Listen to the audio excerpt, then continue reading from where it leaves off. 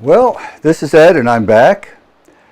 It's been a couple of weeks now since I've been able to work with the Universal. And now this is the Universal 2K, and what distinguishes the difference is this little camera up on top. There's been quite a learning experience, and it's all been very good. I would recommend, first of all, pay really close attention to directions. There was a few things that I wasn't doing quite right. I was wondering why my results were less than par. In a panic, I wrote Roger, and he put me on the right track.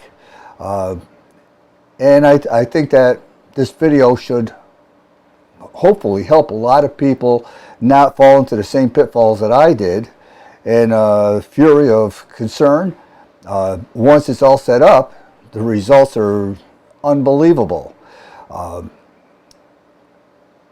what I've done is I've run a couple of sections of film which I had transferred a while ago to use in the Cinemate, which is a fantastic machine, and it proved very well to us. I was using the GL1. It's a Canon. It was a very good camera in its day. It did a remarkably good job. Had been pleased right up to the point where I got this adjusted right, and then it was like, wow, this blew it right out of the water, as Roger said it would. And with the split screens, I've got some still frames, I've got some movies. You're going to get an opportunity to see a true comparison. But before we get into that, I wanted to at least point out a few items that are very important to see to it that you get the results that you're looking for, including some of the software items that you want to pay particular attention to. Now, first of all, what I want to do is show you what we did for setting it up to make sure we got the exact setting that we needed to do. Let me show you. Now, first of all, what you want to do is see to it that your post is straight, which is pretty much stays in line if you bolt it down properly, like I had mentioned in the earlier video, using the additional bolt that comes with the packing. That way you'll end up with the two in the back. And for your initial adjustment, you do have a 3-point adjustment. That's where your handy little tool comes in. Like I mentioned, you don't want to lose this little Allen wrench. And that's to make the adjustments. There's 3 points, one here, one on top here, and one on top over here. And that'll adjust each one of the axes so that you can get the camera to shoot straight down, and you can then bring that out far enough to where you need it to shoot down onto the film, which would be down in here. The other thing is the adjustments on the most part are made using this wheel, and you have a wheel up in front here. This wheel here. Now, this will align you where you need to be.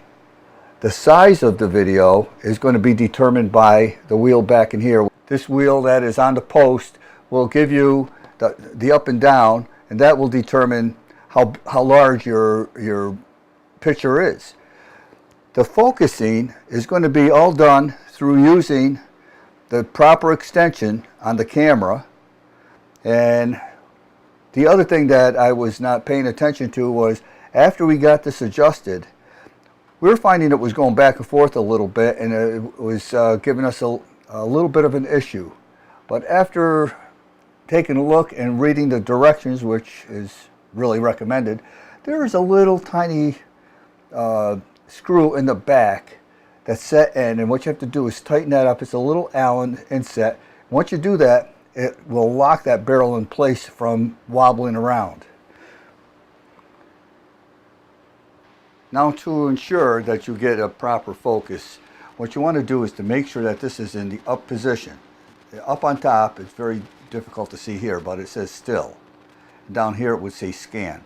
You put that up into the still position, and what that's going to do is allow you to get a good preview or a very tight photo or picture of the actual picture that's coming off of the camera.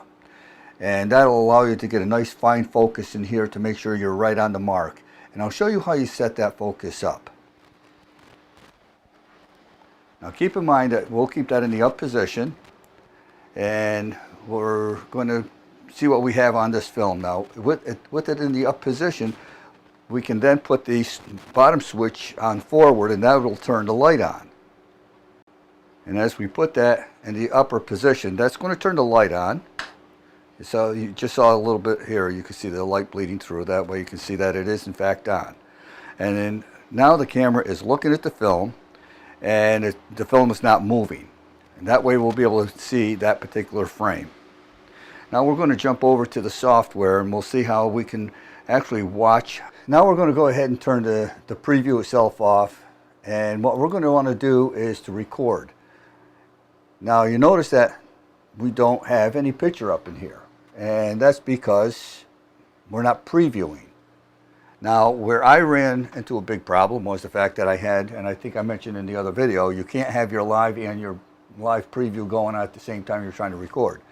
And you say, well, how do I record? I don't have any image here. All you do, once again, is as soon as you hit start, that's going to go on. But before you do that, you got to make sure that your switch is in the scan position and not in the still position. Because right now the universal is in a standby position. So what we're going to do is go back to that. So now what we got to do is put the switch back in a neutral position in the middle. The light went off. We take our switch up on top. We put that down into scan. And now we're going to be ready to scan. Now I don't want to hit this until we hit record on, or start on our software. So what I'm going to do is just back it up a little bit like this, and that way you're going to see an opportunity of both. Okay, you're going to get this dialogue, because if you notice I have albums up here, and it's now a matter of which album I want that to go into. So let's say we want that to go into this album here, Dad's Film. And that's going to go down in here. We can give it a name after. And so we just hit start. Nothing happens. That's because the switch here is not in the forward position. As soon as this goes to the forward position, you're going to get a picture over here. My concern was I wasn't getting the picture. Why should I run the film? Well, it's going to show up. And here we go. Now you can make the adjustment necessary. And it's easy as just turning your little knob here to get it right in position. And there you go. And now you got that film that's being recorded. Now, the other thing to keep in mind, which was running me crazy, was down in here, I was running my shadow detail a little too dark. This is too dark, even though it makes the picture look good. Now I'm going to show you where the shadow detail presently is. Now you don't want the shadow detail quite that low. What you want to do is you want to bring that up, even though it makes the image look a little bright. Bring that way up in here. Your exposure, you can leave your exposure all the way up on your camera or on your universal, and then on your auto exposure level you can adjust this according to where you think is right. Now you don't want to go over the top on your whites because you'll blow them out, but if you keep it in a moderate range, you'll have all your information. When you bring it into your editing, it's going to look absolutely phenomenal, and I'll show you that. I'm going to hit stop. Here it is. You put in your description, and we're going to put in Dad's Film. Okay, and just hit OK. We have it. Now I'll tell you the other thing that I ran into, and I was having a real heck of a time with this. On a still frame, I was noticing I was getting a lot of ghosting. Scared the heck out of me, because I said, where in the world am I getting this ghosting? It's not in the original file, because I could open the file into Media Player, thumb through it, frame by frame, perfect. I run it through my program, my editing program. I happen to use Edius. I'm getting ghosting. And it didn't look too sweet, to say the least. And that was another very large concern. Some people thought it was the frame differences. Others thought it was perhaps because of the sampling and resampling rate. It had nothing to do with that. Once again, called Roger. He put me right on track.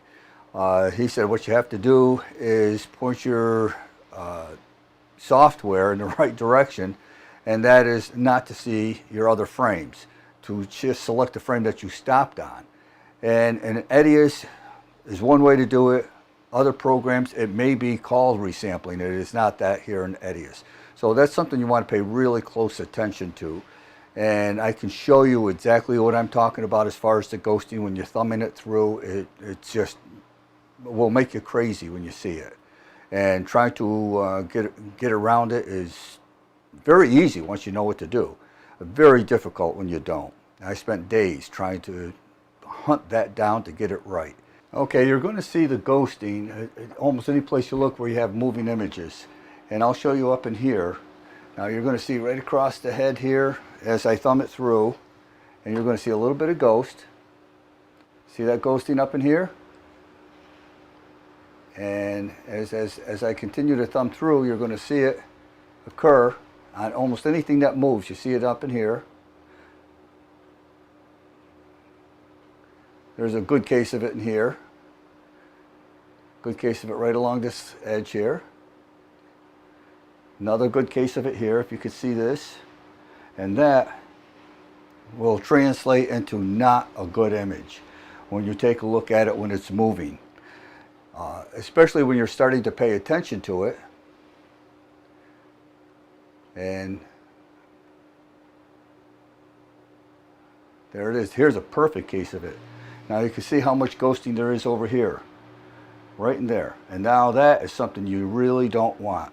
Now what I'm going to do is I'm going to fix that, and I'm going to show you what I did. I'm going to go into my software, and I'm going to fix it while you're watching that, so that way you can actually see it occur as far as the fix. And there. Now it's fixed. Now I can thumb through that, and you're not going to see that doubling of the image. See how everyone is perfectly clean. You're not seeing any ghosting around that at all. None at all here, here, here, here. It's right where it belongs. Now let me show you what I had to do, and Roger put me onto this. Once again, Roger, thank you very much for the. I really want to tell you I appreciate that very, very much. Okay, now what we needed to do was to go into our speed control. This is Edius, by the way. So we go into speed, here are time effect, speed, and over here you go into your field options. And this is the one that you have to have checked right here. Use the nearest neighbor. It was trying to use both frames simultaneous. That is not what you want to see. And it doesn't matter if you're trying to run it as progressive, interlaced, doesn't matter. We tried everything we could. Could not get the thing to work properly. Did this? Perfect. As soon as you hit OK, it straightens right out. You'll see here now I have a split screen, and you'll see the difference from the initial way that we were doing it, which is using the GL1 and using the universal.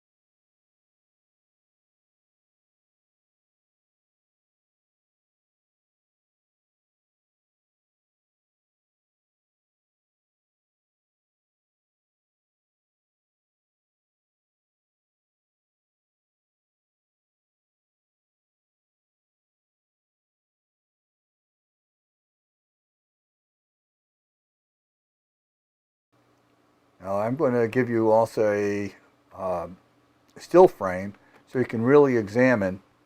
Here's the still frame. Now you can really examine what I'm talking about as far as the difference in the quality and the fact that the universal is a very clean picture, more true. These are both been somewhat color corrected on an initial basis, but you can see the video noise using the GL1 with the Cinemate as opposed to using the universal, which gives us a nice clean picture.